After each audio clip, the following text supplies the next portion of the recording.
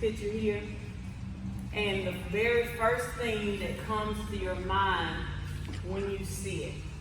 And if I asked you to write down what you see, kind of keep that in your mind, the very first thing. Now, one person may see one thing, and the person sitting next to you may see something totally different. So just real quick, I want you to share with someone next to you what you see in this picture. I'll give you a few seconds.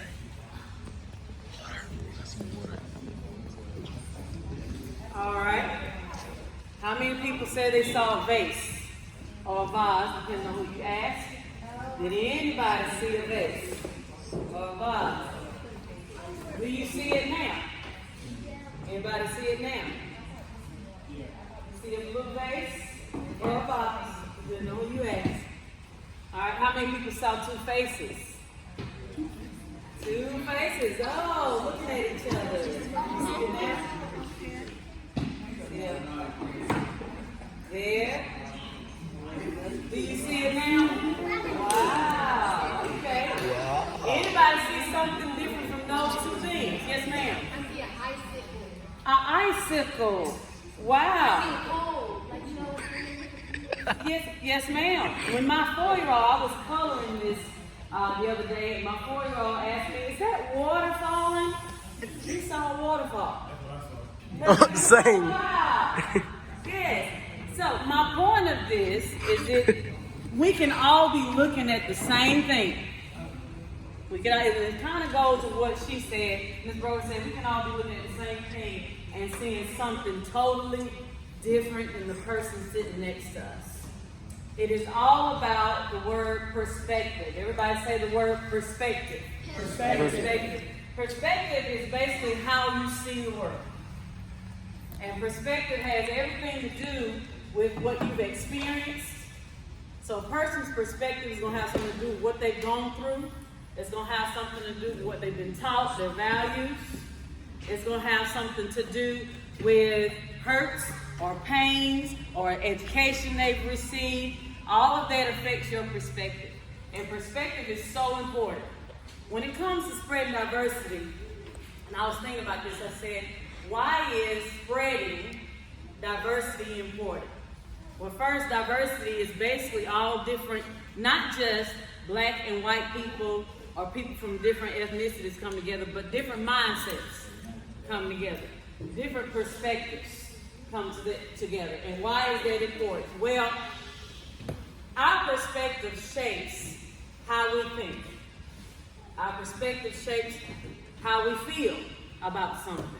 Our perspective shapes how we act towards each other when we're at work, when we're at home, to our children. And perspectives can be totally different. For example, how I see things, when I look at, say, a C on my son's report card, I see it one way. My son's perspective might not be mine.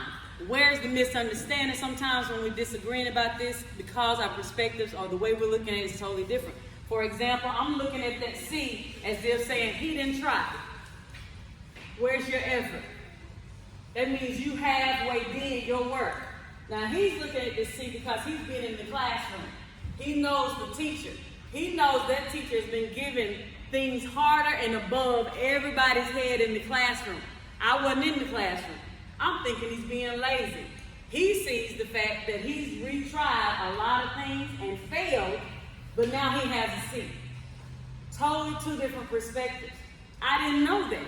I didn't know that the first time he tried it, he failed it. But he didn't give up. He went to the teacher and says, I'm not getting this.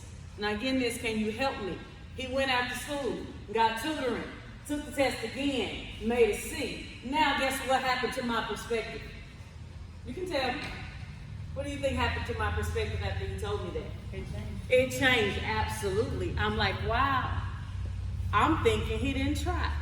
I'm thinking, oh, you just showed up for class, or you just gonna make a C, you too smart for that, because that's what I said. But his perspective was totally different than mine, because I didn't know what he had been through. I didn't know what he saw. I didn't ask what his perspective was. I made an assumption. And so my actions and my feelings and my thoughts lined up with what I thought was the truth, what I thought was reality. See, our perspective shapes what we feel is real.